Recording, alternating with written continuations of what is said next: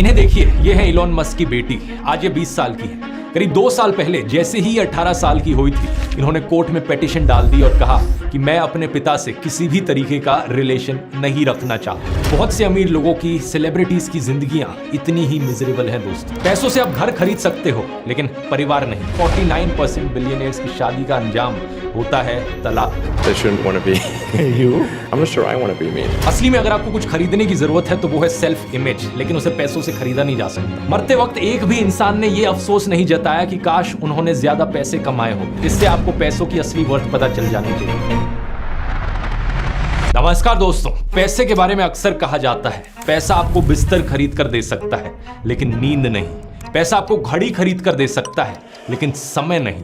पैसे से आप खाना खरीद सकते हो, लेकिन खाने की ख्वाहिश नहीं। बहुत से लोगों के लिए यही सच्चाई है, लेकिन दूसरी तरफ कुछ ऐसे लोग हैं जो कहते हैं if money can't buy you happiness then you do not know how to spend it. अगर आपके लिए पैसा खुशियां नहीं खरीद सकता तो आपको पैसा खर्च करना नहीं आता। इसी सेंस में एक और कहावत है जो अक्सर कही जाती है, money can't buy you happiness but poverty can't buy you anything. आखिर क्या सच्चाई है इसके पीछे? क्या पैसे के पीछे भागने से, ज्यादा पैसे कमाने से आपको ज्यादा खुशी मिलती है? और दुनिया के सबसे अमीर लोग क्या दुनिया के सबसे खुश रहने वाले लोग भी हैं? आइए गहराई से समझते हैं आज के इस वीडियो में।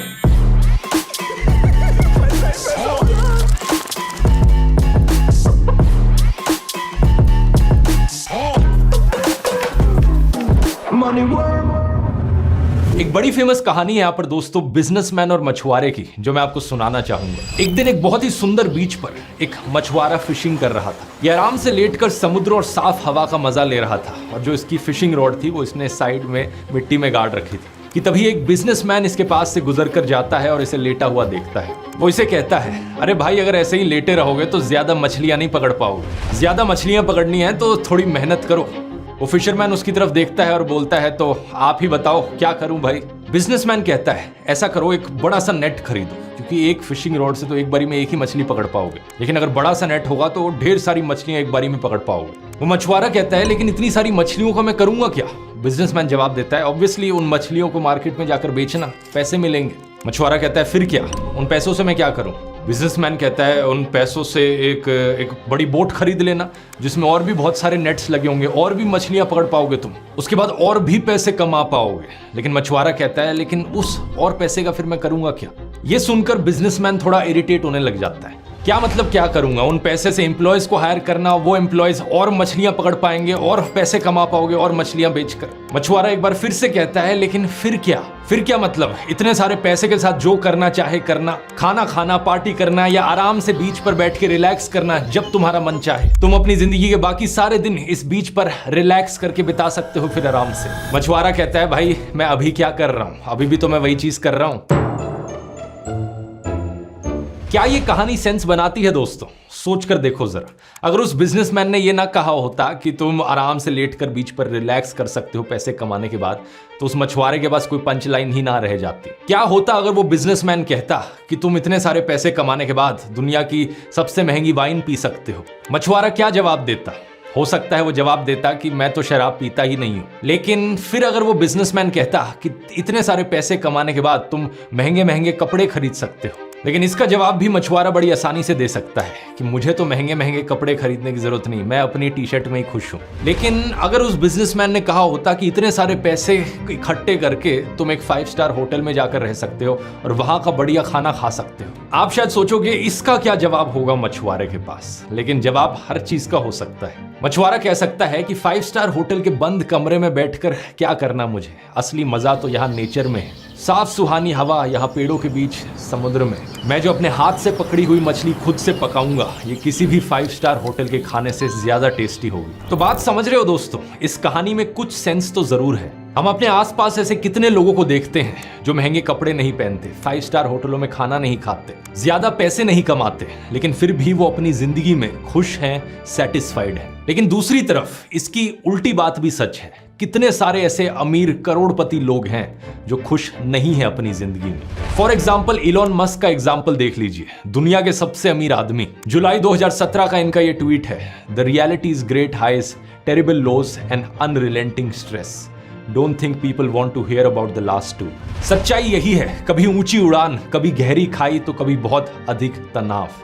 लगता नहीं कि लोग इन आखिरी दो चीजों के बारे में सुनना चाहेंगे। पिछले साल की वॉल स्ट्रीट जर्नल की इस रिपोर्ट को देखिए। डिप्रेशन से जूझने के लिए इलॉन मस्क कीटामिन नाम के ड्रग की माइक्रो डोजेज लेते हैं। हालांकि बाद में इन्होंने इसे डाउन प्ले करते हुए कहा कि अमेरिका में डिप्रेशन ओवर डायग्नोस्ड है, और इन्होंने कहा कि दोस्तों के साथ मैंने यही देखा है कि कभी कभार कीटामिन ले लेना एक बेहतर ऑप्शन रहता है। इन्हें देखिए, ये है इलॉन मस्क की बेटी, आज ये 20 साल की है। करीब 2 साल पहले जैसे ही 18 साल की हुई थी, इन्होंने कोर्ट में पिटीशन डाल दी और कहा कि मैं अपने पिता से किसी भी तरीके का रिलेशन नहीं रखना चाहती। अगर पैसा हर एक खुशी खरीद सकता है तो इलॉन के पास तो पैसे की कोई कमी नहीं है, लेकिन फिर ये बेटी अपने पिता से इस हद तक कैसे नाखुश हो गई। पिछले साल इनके बायोग्राफर ने यह भी बताया था कि इलॉन खुद भी इस बात से बहुत दुखी थे कि उनकी बेटी ने क्यों नाता तोड़ लिया, क्यों इनकी बेटी इनके साथ समय नहीं गुजारना चाहती। इलॉन मस्क का अपनी पत्नी जस्टिन विल्सन से 2008 में तलाक हो गया था। दोबारा शादी की इन्होंने इंग्लिश एक्ट्रेस टैलुला राइली से।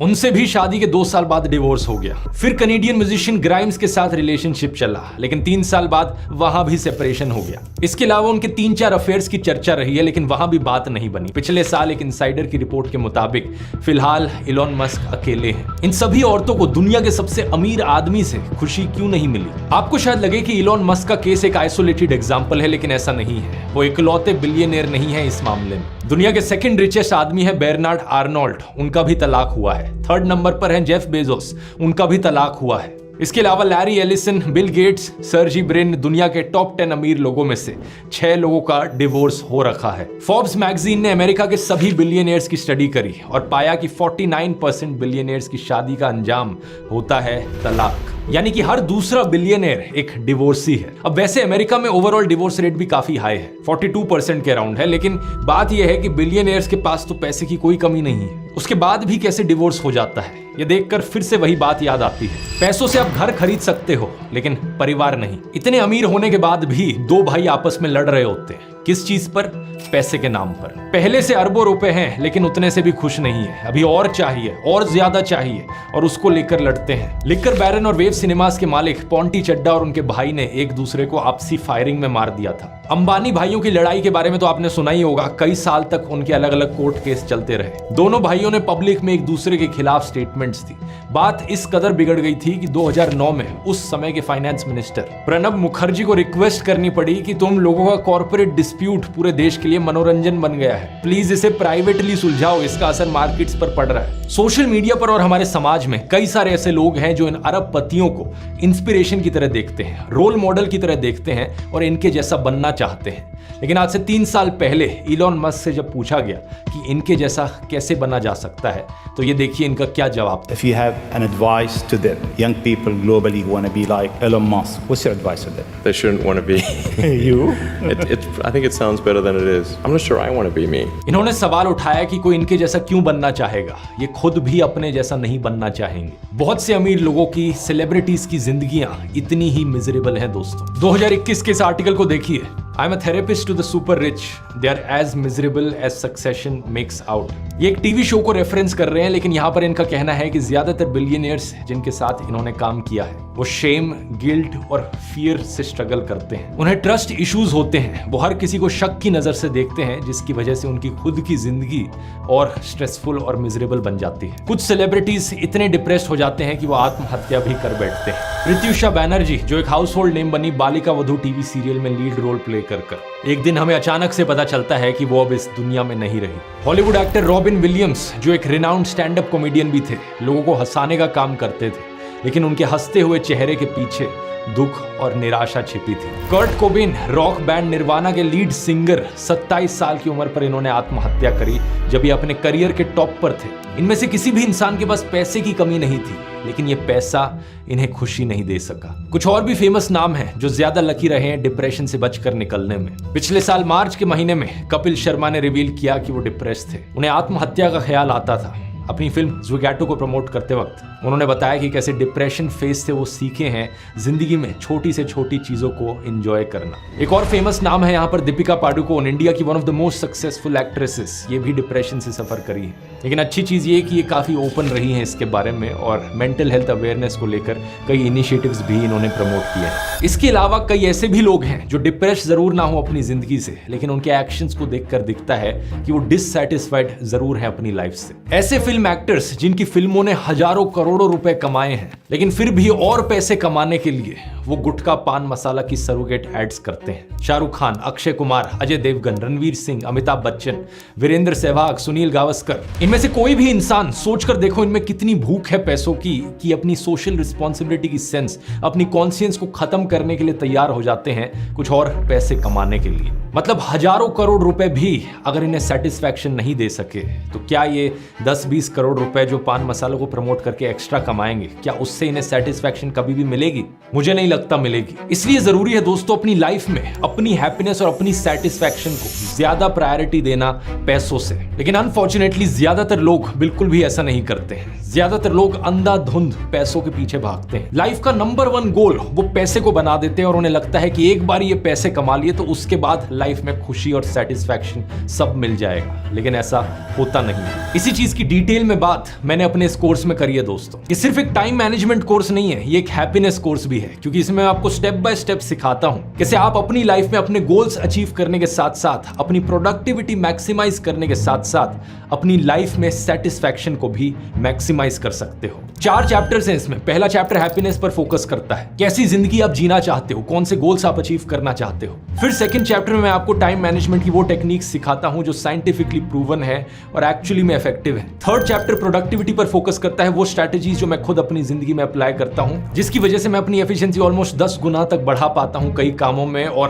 फोर्थ चैप्टर प्रोक्रेस्टिनेशन पर है, कैसे आप सोशल मीडिया, टीवी और बाकी सारी डिस्ट्रैक्शन से हमेशा के लिए छुटकारा पा सकते हैं। बहुत ही यूजफुल कोर्स है। हजारों लोग इस कोर्स को अभी तक ले चुके हैं, उनके रिव्यूज आप स्क्रीन पर देख सकते हैं। लेकिन रिसेंटली अभी मैंने इस कोर्स को दोबारा से नया बनाया है, कंप्लीटली फ्रॉम द स्क्रैच। इस बार मैंने इसे हिंदी में बनाया है, इंग्लिश सबटाइटल्स के साथ और भी बेहतर तरीके से और एक नए इंटरैक्टिव फॉर्मेट के साथ। अगर आपने इसे पहले खरीदा हुआ है तो ये अपग्रेड आपके लिए कंप्लीटली फ्री है, लेकिन अगर आपने अभी तक नहीं खरीदा है तो जरूर जाकर चेकआउट करिए। इस कूपन कोड का आप इस्तेमाल कर सकते हैं NEW46 46% ऑफ पाने के लिए, लेकिन आप में से पहले 1000 लोगों के लिए ही एप्लीकेबल रहेगा। इसका लिंक नीचे डिस्क्रिप्शन में मिल जाएगा या फिर आप इस QR कोड को भी स्कैन कर सकते हैं। जरूर जाकर देखना। और अब टॉपिक पर वापस आए तो आप में से कुछ लोग कहेंगे, मान लिया कि अमीर लोग इतने दुखी हैं, अपनी जिंदगी से डिप्रेस्ड हैं, लेकिन गरीब लोगों के साथ भी तो ऐसा ही होता है। बहुत से गरीब लोग भी तो आत्महत्या करते हैं, वो भी डिप्रेशन से सफर करते हैं। और बहुत से गरीब लोगों के परिवारों में भी डिस्प्यूट्स देखने को मिलते हैं, वो भी तो डिससैटिस्फाइड हैं। बात यहां पर सही है, बिल्कुल, मैं इस चीज को डिनाई नहीं कर रहा हूं। मैं ये नहीं कह रहा कि गरीब लोग ज्यादा खुश रहते हैं अपनी जिंदगी में। पॉइंट मैं यहां पर ये बताना चाह रहा हूं कि अमीर लोग कुछ ज्यादा सेटिस्फाइड हो, ज्यादा खुश हो गरीब लोगों के कंपैरिजन में, ऐसा नहीं है। अगर कोई सही में गरीब है तो डेफिनेटली उसे अपनी गरीबी से बाहर निकलना चाहिए। पॉवर्टी को रोमांटिसाइज करना कोई अच्छी चीज नहीं है। कुछ लोग सोशल मीडिया पर अक्सर ये करते हुए दिखते हैं कि गरीब लोगों की फोटोज शेयर करेंगे कि देखो कैसे गरीब बच्चा लैंप के नीचे बैठकर पढ़ रहा है, कितना इंस्पायरिंग है। लेकिन ऐसी फोटोज को देखकर हमें इंस्पायर्ड नहीं फील करना चाहिए। ऐसी फोटोज को देखकर हमें सैड फील करना चाहिए कि देश में ऐसे बच्चे भी हैं जिन्हें स्ट्रीट लाइट्स के नीचे पढ़ना पड़ता है। देश को पूरी तरीके से कोशिश करनी चाहिए कि देश के हर एक बच्चे को सेम स्टार्टिंग लाइन मिल पाए, एक सर्टेन स्टैंडर्ड ऑफ लिविंग मिल पाए। मेरा मानना है दोस्तों, पैसा एक बेस की तरह है। एक सर्टेन लेवल ऑफ पैसे की जरूरत होती है एक सर्टेन लिविंग स्टैंडर्ड पाने के लिए। एक ढंग का रहने लायक घर होना, ये इंश्योर कर पाना कि आपका परिवार मेडिकली इंश्योर्ड हो, घर में अपने बच्चों को अच्छी एजुकेशन दे पाना, खाना पानी राशन बेसिक चीजों पर पैसा खर्च करने से पहले 2 बार सोचना ना पड़े। इसी चीज को मैंने अपने कोर्स में भी एक्नॉलेज किया है कि कई मायनों में हैप्पीनेस पाने के लिए एक certain base level of money की जरूरत होती है। लेकिन सवाल ये कि और कितना पैसा कमाना चाहिए। हर किसी के लिए जो एग्जैक्ट अमाउंट है वो अलग अलग होगा, लेकिन हर किसी के लिए अपनी सेटिस्फैक्शन को मैक्सिमाइज करने के लिए, अपनी हैप्पीनेस को मैक्सिमाइज करने के लिए जितने पैसे की जरूरत होगी वो एक सर्टेन लेवल तक ही रहेगा। और ये पैसे का लेवल कोई इतना ज्यादा नहीं है जितना आपको लगता हो। इस चीज को मैंने डिटेल में समझाया है कोर्स में, लेकिन इस बात का जो कंक्लूजन है वो बड़ा ऑब्वियस है। ये कहना कि 20s और 30s हसल करने के लिए होते हैं तो हसल करते रहो और 40s में जाकर रिलैक्स कर सकते हो, ये भी बेवकूफ बेवकूफी है। क्योंकि यकीन मानिए दोस्तों, जो समय आपका है काम करने के लिए और पैसा कमाने के लिए, यही सेम समय है आपका एंजॉय करने के लिए भी लाइफ को। जिंदगी का ये हिस्सा दोबारा से नहीं आएगा आपके पास। ये जो पल है इसे छू लो, वो जो कल है उसे भूलो।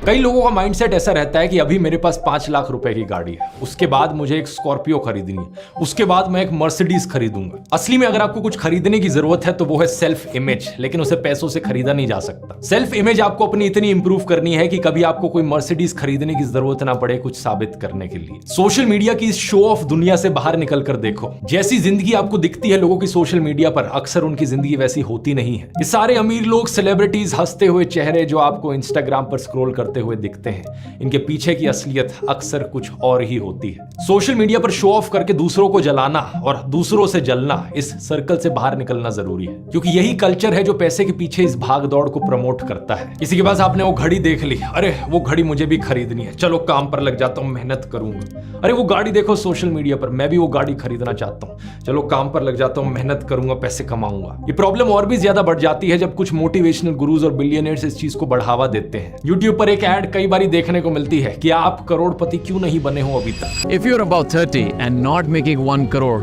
then there is something really wrong. बताओ भाई, करोड़पति बनना ही जैसे असली मकसद रह गया वो दुनिया में जीने के लिए। कुछ समय पहले व्हाइट हैट जूनियर और बायजूस जैसी कंपनीज भी यही किया करती थी कि अगर आप इनके कोर्स को नहीं खरीदोगे तो आपका बच्चा पीछे रह जाएगा। देखो, कोर्स बेचना कोई गलत चीज नहीं है, मैं भी बेचता हूं अपना कोर्स, लेकिन एक फर्क होता है किस तरीके से आप चीजों को कहते हो। मैं यहाँ पर कहता हूं कि आप ये कोर्स खरीदो, नई नॉलेज मिलेगी आपको, नई स्किल्स सीखोगे, इससे आपकी जिंदगी में मीनिंग ऐड होगा, आपको एक एम्प्लॉयमेंट अपॉर्चुनिटी मिल सकती है, आप करियर में प्रोग्रेस कर सकते हो। लेकिन ये कहना कि आप करोड़पति क्यों नहीं बने अभी तक, आप इसे खरीदो अगर आपको करोड़पति बनना है, ये पागलपन है। पैसा जो है वो काम का एक बाय प्रोडक्ट होता है, काम है उससे कमाई है, आपकी कमाई आपका काम नहीं बन जाना चाहिए।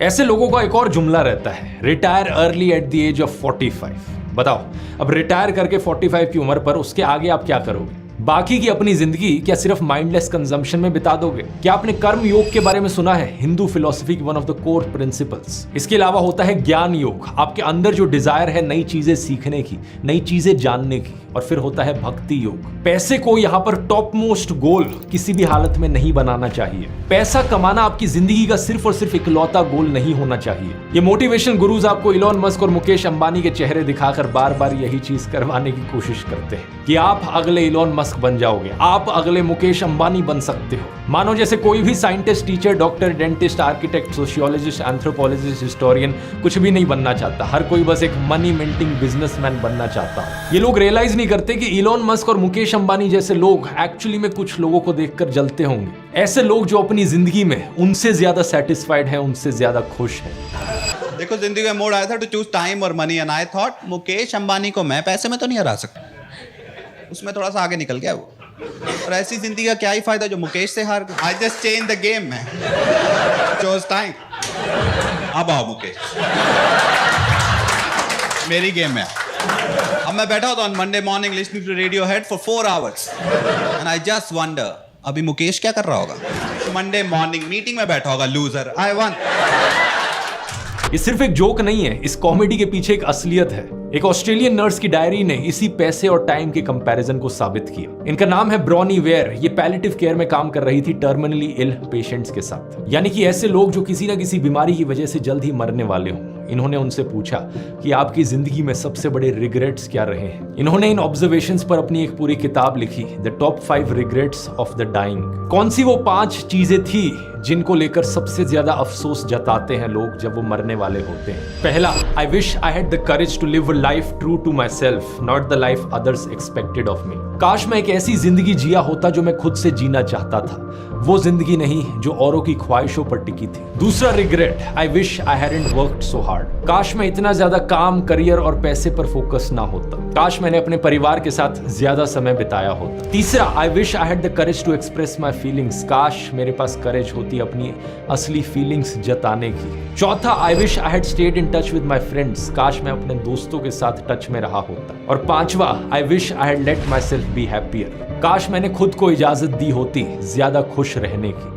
काश मैंने अपनी हैप्पीनेस पर फोकस किया होता। मरते वक्त एक भी इंसान ने यह अफसोस नहीं जताया कि काश उन्होंने ज्यादा पैसे कमाए होते। सोचकर देखिए, इससे आपको पैसों की असली वर्थ पता चल जानी चाहिए। खुद ही सोचकर देखो दोस्तों, आप क्या मरते वक्त आप सही में ये अफसोस जताओगे कि काश मैंने वो मर्सिडीज की गाड़ी खरीद ली होती, काश मैंने वो घड़ी खरीदी होती, काश मैंने वो महंगे महंगे कपड़े खरीदे होते। इसलिए अपनी जिंदगी में थोड़ा सेल्फ रिफ्लेक्ट करके देखिए। हिंदुइज्म और जैनिज्म में एक प्रिंसिपल है अपरिग्रह की, नॉन पोजेसिवनेस। हर चीज पर कब्जा जमाने की कोशिश मत करो, हर चीज को अपने पास रखने की कोशिश मत करो। गौतम बुद्ध का क्या मैसेज था मध्यम मार्ग को लेकर? Do not renounce the world, live here, enjoy, but do not immerse yourself totally in things. असली आजादी मिनिमलिज्म में छुपी है।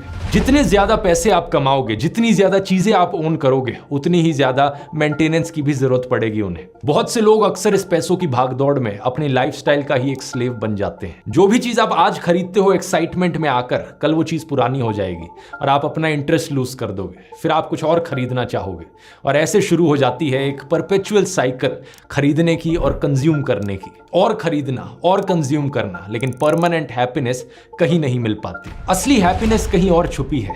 ऐसा काम करना जिसे करने में आपको सही में मजा आता हो, एक सेंस ऑफ पर्पस लाइफ में, लोगों की मदद करना, लोगों के साथ चीजें शेयर करना। हिंदू धर्म में दान को बड़ी इंपॉर्टेंस दी जाती है। इस्लाम में ज़कात, जिसका मतलब है donation, one of the 5 pillars में से है। सिखिज्म में भी 10 की बात करी जाती है कि 1/10 हिस्सा डोनेट किया जाएगा। और क्या वो चीजें हैं जिनसे आपको सही मायनों में खुशी मिलेगी, इसकी बात मैंने डिटेल में करी है इस कोर्स में। लिंक डिस्क्रिप्शन में मिल जाएगा, ये कूपन कोड इस्तेमाल कीजिए और अब आप भी जाकर सीख सकते हैं। उम्मीद है थोड़ा सा अलग स्टाइल का वीडियो आपको पसंद आया होगा। अगर पसंद आया तो नीचे कॉमेंट्स में लिखकर बताइए और ऐसे कौन से टॉपिक्स पर वीडियोस देखना चाहेंगे। इसके अलावा एक सोशल मीडिया एडिक्शन पर जरूर मैंने एक वीडियो बनाया था जो आप यहाँ क्लिक करके देख सकते हैं। बहुत बहुत धन्यवाद।